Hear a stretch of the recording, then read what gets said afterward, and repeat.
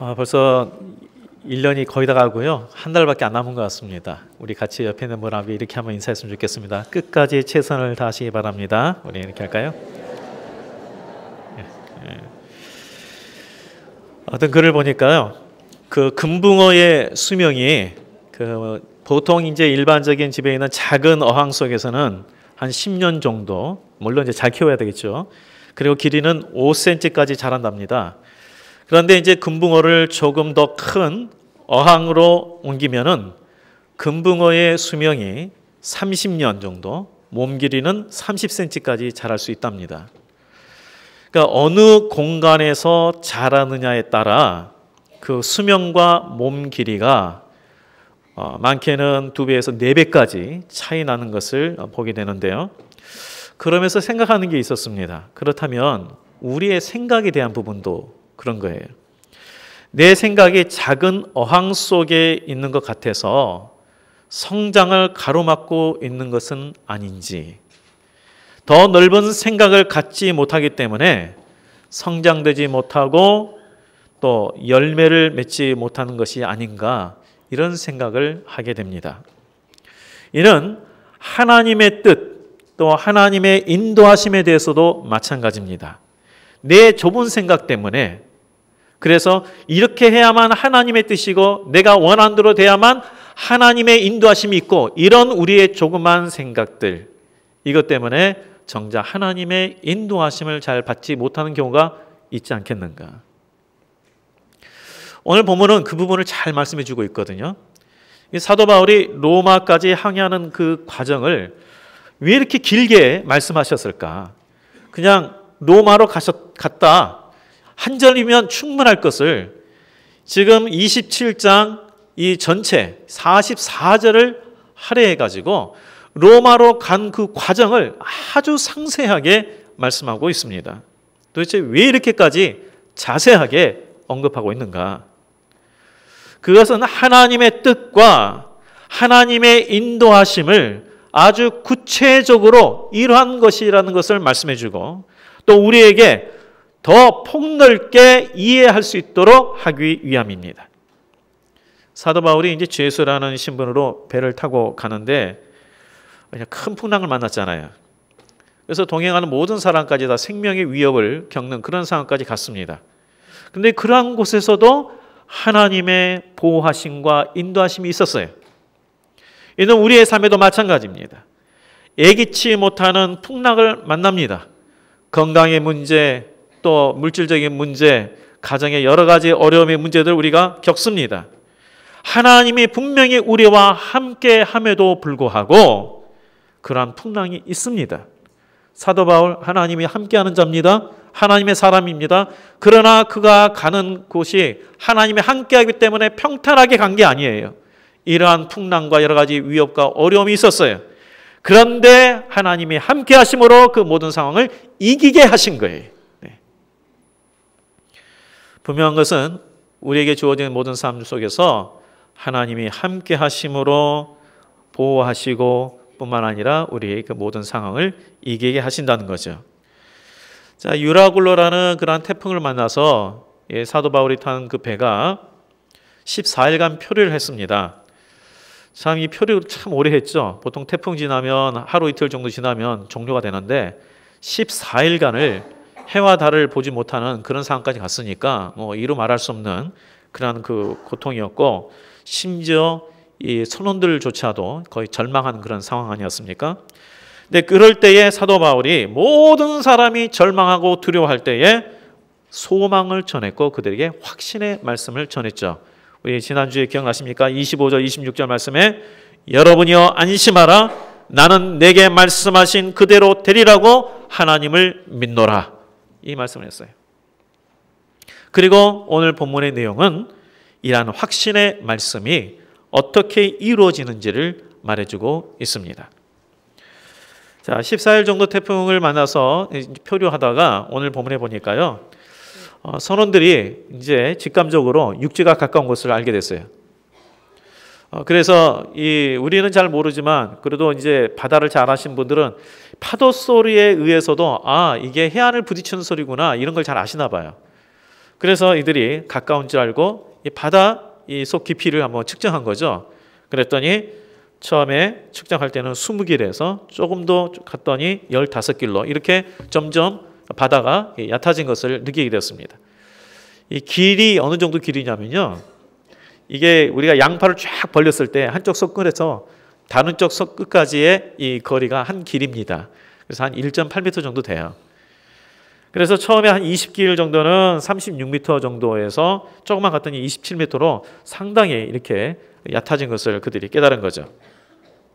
자, 육지가 가까워지는 것을 보니까 이제 저녁이기 때문에 밤이니까 뭐 보이지는 않고 가까워진 것을 그들이 이제 직감적으로 알게 되는데, 근데 문제가 이러한 파도 속에서 굉장히 파도가 매섭게 몰아치는데 이 오늘처럼 좋은 그런 항구도 아니고 이런 해안에 어떻게 정박시키며 모두가 하선할 수 있을까?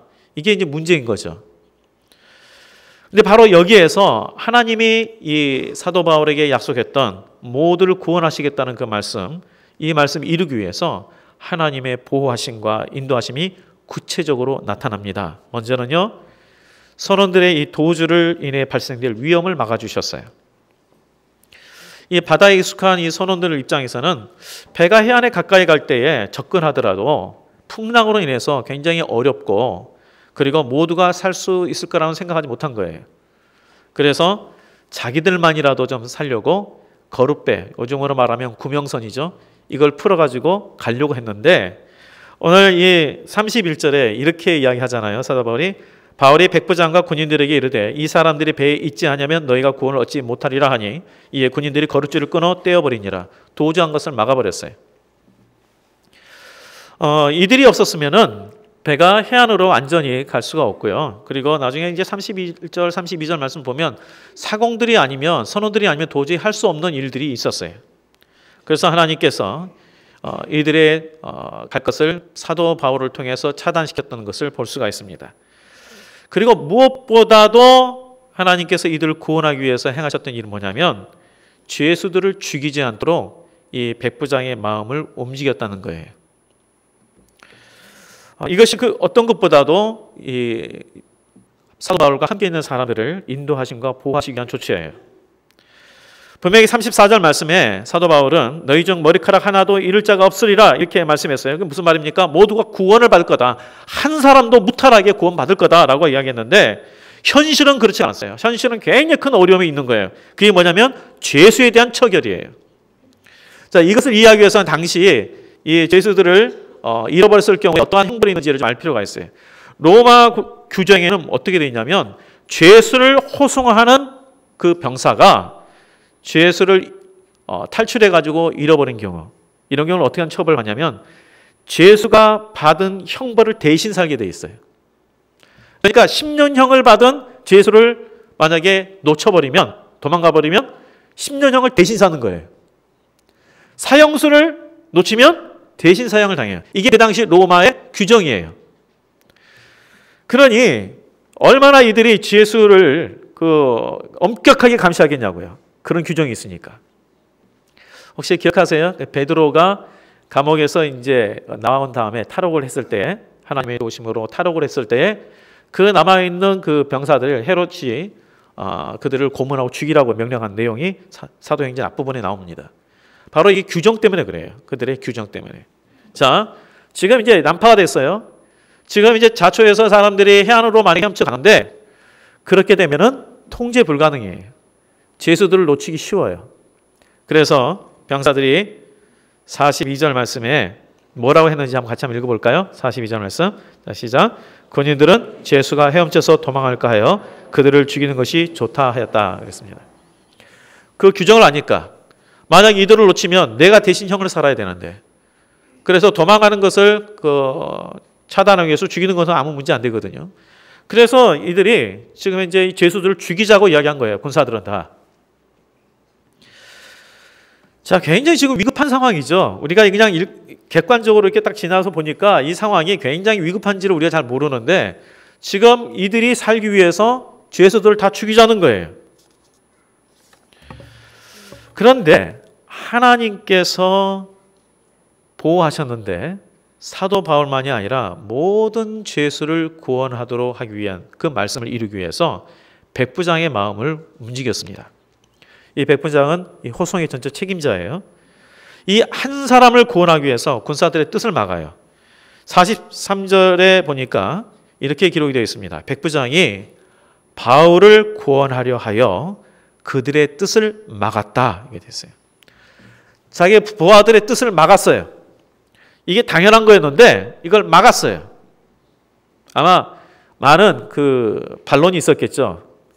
지금 이제 우리가 잃어버리면 이 죄수들을 혹시 놓치면 우리가 이러한 형벌을 받게 되는데 그럼 백부장께서 책임지겠냐고 아마 이런 이야기 많이 하지 않았겠어요? 그럼에도 불구하고 백부장이 이 모든 군사들의 이야기를 다 막았어요. 왜 그렇게 했을까요? 왜? 여기 보면은 바울을 구원하고자 했었는데 바울 한 사람이 뭐 그렇게 대단하다고 그 한 사람 때문에 자기들의 삶을 담보로 잡겠냐고요. 다 그것이 하나님께서 그 마음을 움직였기 때문에 가능한 거예요. 하나님의 보호하심이 이거예요. 우리가 나가는 데 있어서 어려움이 없는 것이 하나님의 보호하심이 아니라 이러한 어려움을 당할 때가 있는데 그때 하나님께서 이것을 헤쳐 나갈 수 있도록 길을 열어주시는 것. 바로 이것이 하나님의 인도하심이요 보호하심입니다. 만약 하나님께서 이 백부장의 마음을 움직여주지 않았더라면 그리고 이 바울에 대한 말에 대해서 신뢰함을 갖지 않았더라면 모든 죄수가 죽을 뻔했어요. 바다에서는 건짐을 받을지 모르지만 이 군사들로부터는 구원을 받지 못하게 되는 거예요. 그런데 하나님께서 이 백부장을 예비해 주셨습니다. 그리고 그 마음을 움직여 주셨기 때문에 바울을 포함하여 모든 사람들이 구원을 받았습니다. 그리고 276명의 사람들, 이 숫자도 정확하죠? 왜 이렇게 숫자가 정확하겠어요? 실종자 수가 얼마 있는지, 얼마나 또 도망을 쳤는지 그걸 점검해야 되니까 내리기 전에 숫자를 아마 정확하게 파악한 것 같아요. 인원 파악을. 그런데 276명이 이 자초된 배에서 거센 풍랑에도 불구하고 한 사람도 파도에 휩쓸려 가지 않고 해안으로 다 왔어요. 이게 진짜 놀라운 거예요. 41절 말씀 한번 보시겠습니까? 지금 이 상황이 얼마나 파도가 치는 상황인지 한번 읽어보겠습니다. 시작. 두 물이 합하여 흐르는 곳을 만나 배를 걸매 이 물은 부딪혀 움직일 수 없이 붙고 고물은 큰 물결에 깨어져 가니 이 물은 배의 앞부분입니다. 고물은 배의 뒷부분이에요. 배의 뒷부분이 큰 물결에 어떻게 했다고요? 깨어져 갔다 그랬어요. 배가 뒷부분이 파도 때문에 부서진 거예요. 파도가 얼마나 쳤으면 배 뒷부분이 부서지겠냐고요. 이 정도의 큰 파도가 몰아치고 있는데 276명의 사람들이 해안까지 가는데 이것이 뭐 50m인지 100m인지 모르지만 가는데 한 사람도 죽지 않고 전부 다 구원을 받았어요. 우리가 그 파도가 별로 안 치는 바다도요. 한 해변에서 50m나 아니면 100m 정도 떨어진 곳에서 사람들 헤엄칠 수 있는 사람들 가고 물건 잡고 가라 하면 분명히 거기서 익사하는 사람 생깁니다. 270명 정도 되면. 그런데 이 파도가 어느 정도 셉니까? 배가 뒤에 있는 배 뒤쪽 부분이 깨어져 나갈 정도로 파도가 심한 그런 상황인데 한 사람도 거기에서 파도에 휩쓸린 사람이 없고 모두가 다 구원을 받았어요. 이것이 어떻게 가능하겠냐고요.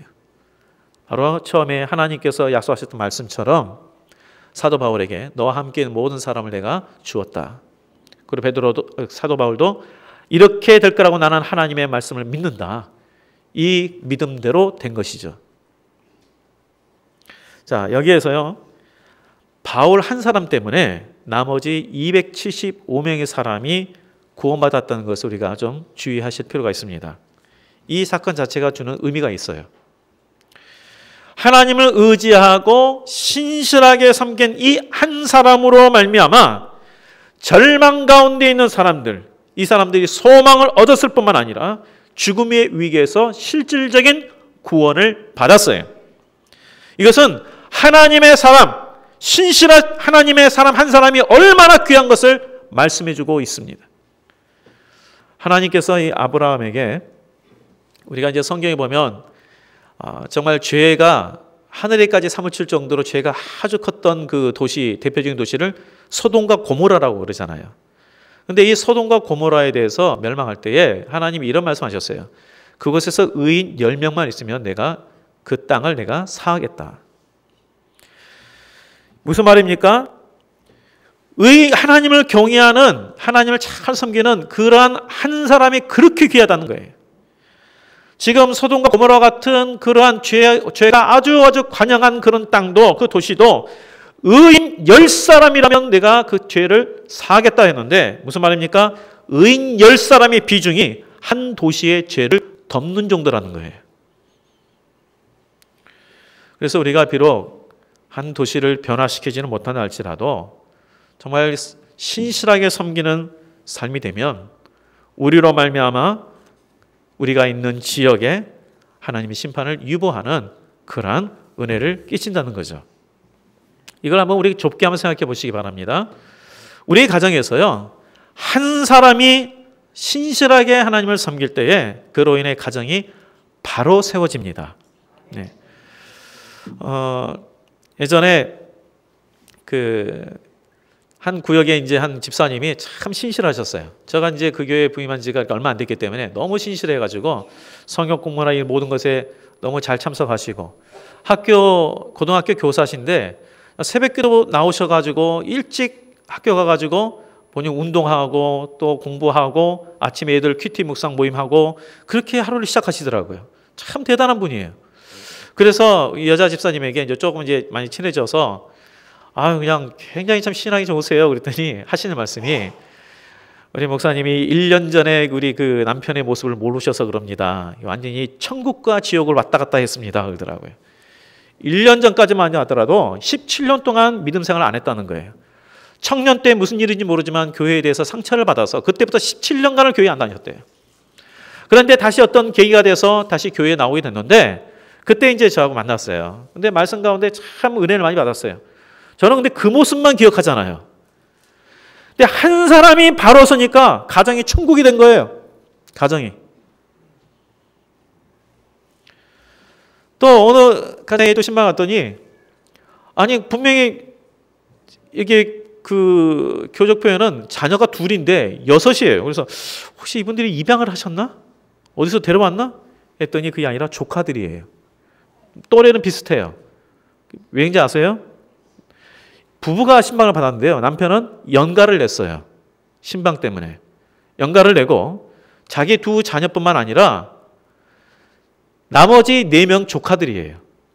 그래서 일부러 신방을 토요일날 이렇게 부탁하더라고요. 했는데 갔더니 이 아이들 신앙을 조금이나마 더 성숙시키기 위해서 그래서 부른 거예요.